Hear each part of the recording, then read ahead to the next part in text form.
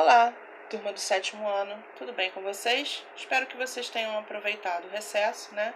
Curtido um pouquinho, descansado também. Bom, essa semana que se inicia, nós vamos fazer uma recapitulação do capítulo 1 e 2, tá? Um aprofundamento do conteúdo. Então, peço a vocês que acompanhem com a apostila, ok? O assunto de hoje é sobre a Idade Média, tá? Então, nós vamos falar sobre conceitos, características, né? O que aconteceu dentro do contexto da Idade Média. Então, vamos lá. Primeiramente, pessoal, vamos entender o conceito, tá? Períodos da Idade Média. A Idade Média é dividida em dois períodos, tá? A Alta Idade Média e a Baixa Idade Média. A Alta Idade Média ela vai do século V ao século XII. E qual a sua maior característica? Caracterizada pela formação e estruturação do feudalismo, né? Então, na Alta Idade Média, ali no comecinho, começa a se formar toda uma estrutura, né? Toda uma sociedade feudal, tá? E a Baixa Idade Média, ela vai do século XIII ao século XV, é caracterizada por uma crise, né? Uma crise no sistema feudal, acarretando assim profundas mudanças econômicas, religiosas, políticas, culturais e sociais, ok? Primeiramente, vamos entender o conceito de feudalismo. Palavra derivada de feudo, é o nome dado à forma de organização econômica e social na Europa durante a Idade Média, ok? Analisando as sociedades da Europa Ocidental, sobretudo entre os séculos X e XIII, alguns historiadores perceberam certas características em comum, né, entre essas sociedades. Deram então um nome a esse conjunto de fatores, né, esse conjunto de características. Deram o nome de feudalismo. Nobres fortalecidos foram chamados pelos estudiosos de senhores feudais. Vamos entender o porquê? Vamos lá. Além de possuir grandes extensões de terra, o senhor feudal governava seu território exercendo autoridade administrativa, judicial e militar. Bom, aí vocês vão se perguntar, vocês devem estar se questionando. Professora, mas dentro desse período não existia monarquia, não existiam os reis? Gente, dentro desse período, dentro dessa temporalidade, aconteceu uma coisa bem interessante, tá? O rei, ele não podia intervir no feudo, tá? O senhor feudal, ele mandava e desmandava, tá? Ele exercia autoridade máxima dentro do seu território. Então, o poder do rei não era absoluto, era limitado dentro dessa temporalidade, tá bom? Agora vamos entender o conceito de senhor feudal. Era o nome dado ao proprietário do feudo, né, da terra, do território ali, que mantinha seus servos e permitia camponeses fazerem plantações em suas terras, desde que dividissem a colheita com ele.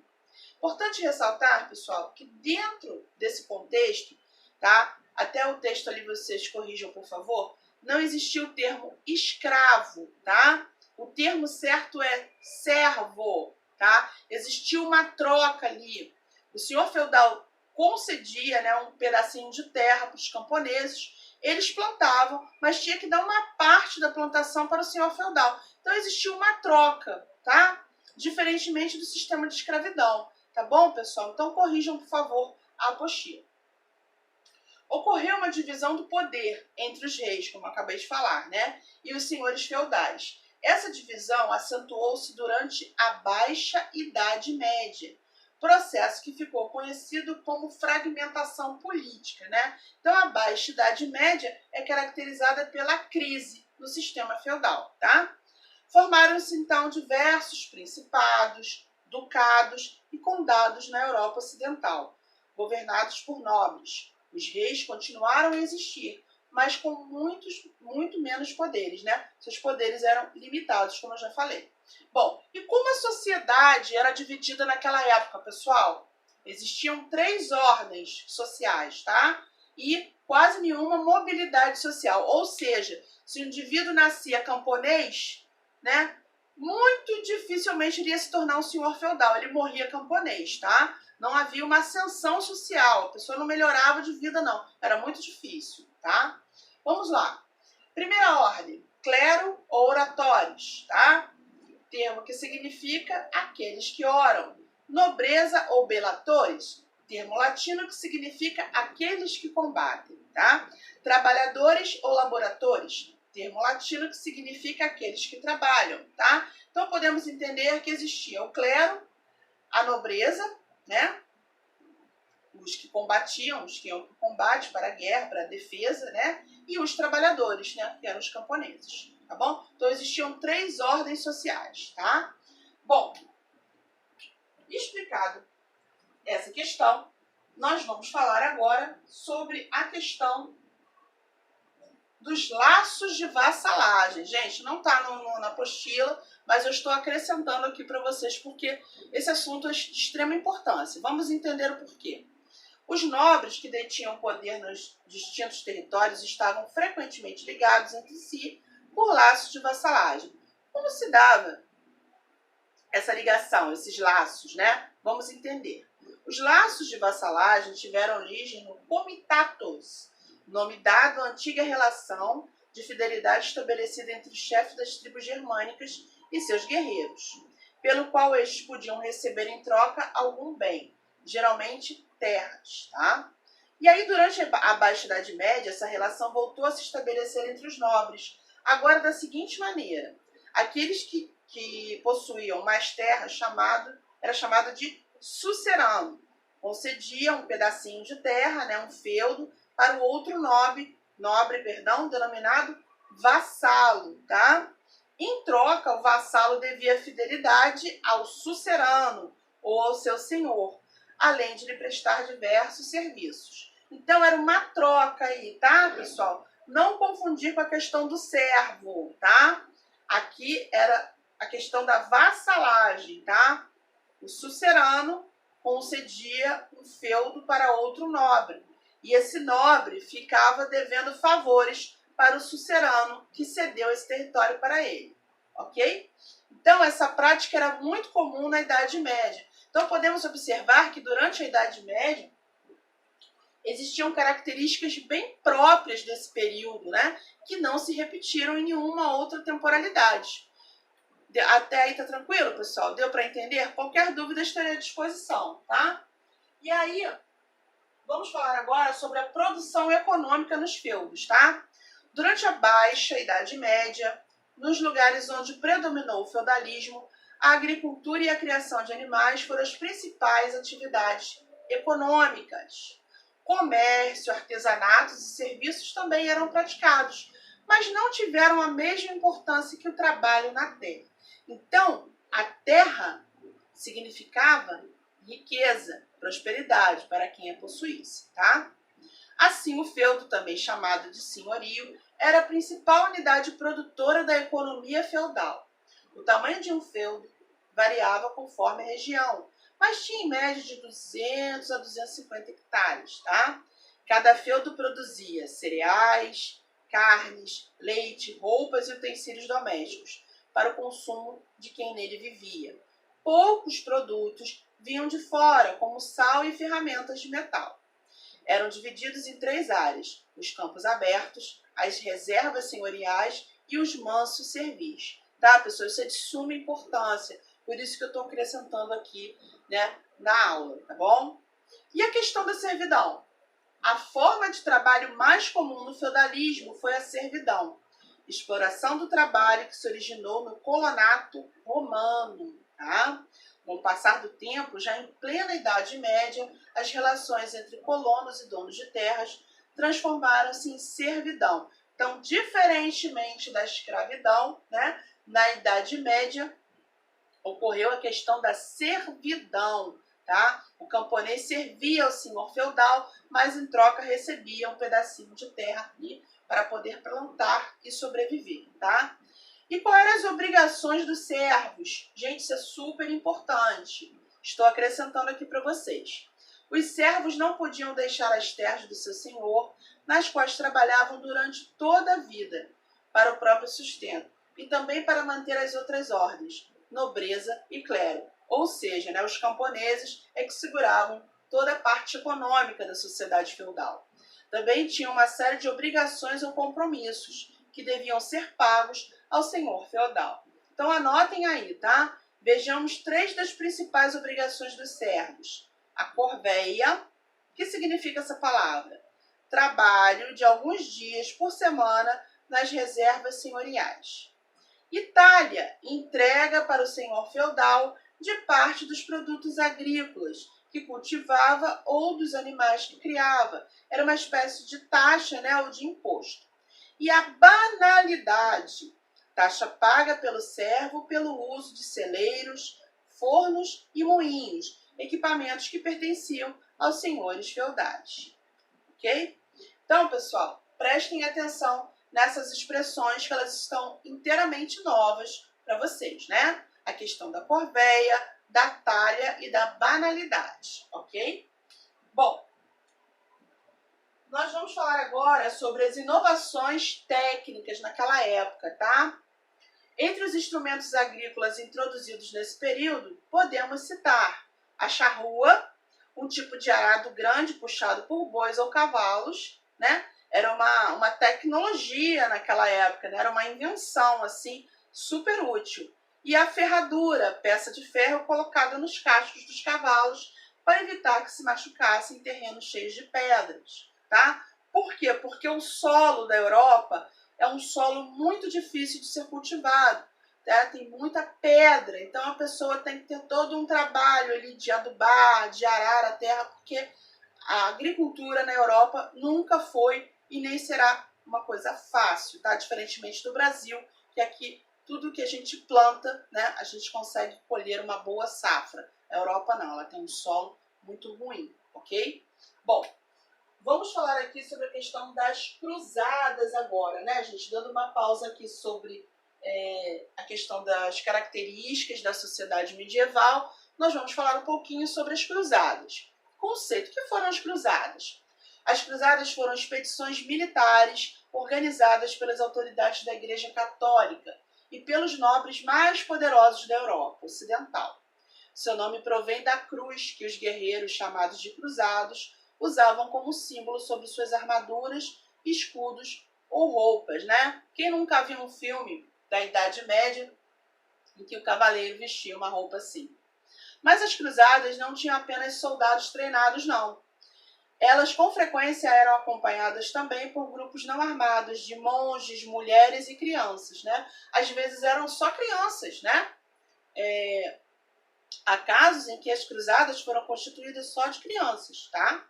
Esses grupos quase sempre acabaram exterminados durante os combates ou morriam pelo caminho de fome, sede ou doenças, tá?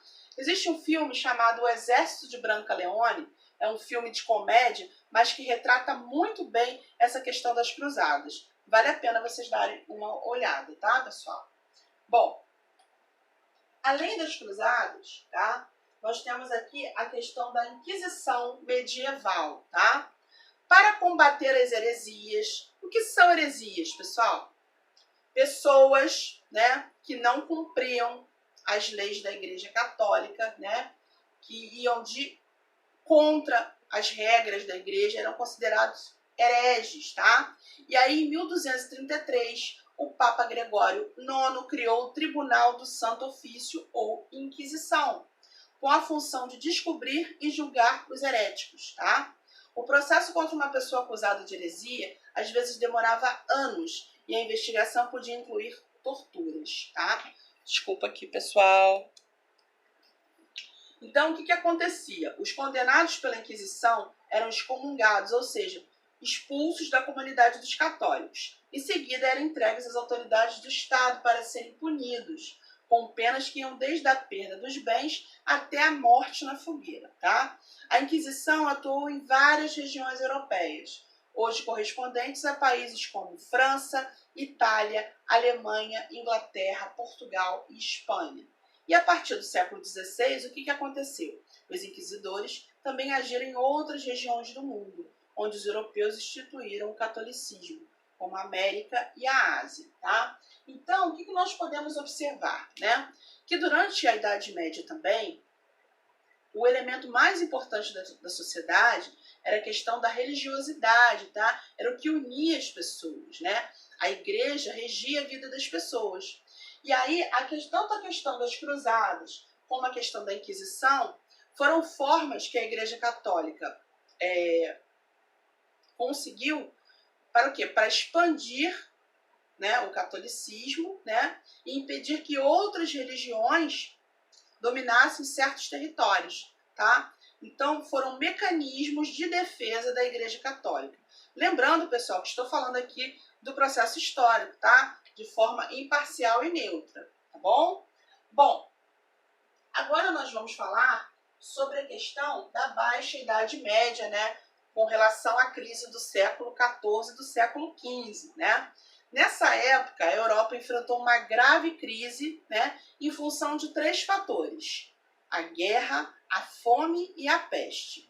A guerra, a mais longa daquela época, foi a Guerra dos 100 Anos. Ela foi de 1337 a 1453. E foi um conflito entre Inglaterra e França que tiveram suas economias abaladas, logicamente, né? E a fome? A fome foi ocasionada pelo excesso de chuvas violentas que prejudicaram a agricultura, tá? Acarretando intensa fome em toda a Europa, ok? E a questão da peste bubônica, né? A peste sempre ocorre, as pessoas estão enfraquecidas pela fome. Na época, a epidemia denominada peste negra, peste bubônica, provocada pela pulga do rato, teve início em 1348. Dizimou boa parte da população da Europa. Morreram cerca de 25 milhões de pessoas, tá? Então, esses 3 fatores que culminaram com a crise, tá, do século XIV e do século XV, ali na Baixa Idade Média, tá, pessoal? Bom, falando aqui um pouquinho da Guerra dos 100 Anos, né? Foi uma guerra entre franceses e ingleses, como eu já falei.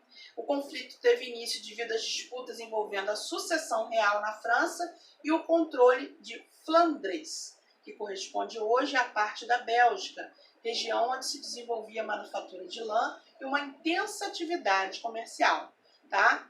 A guerra foi uma longa sequência de combates, interrompidas várias vezes, né? Ingleses e franceses venceram e perderam batalhas ao longo do conflito.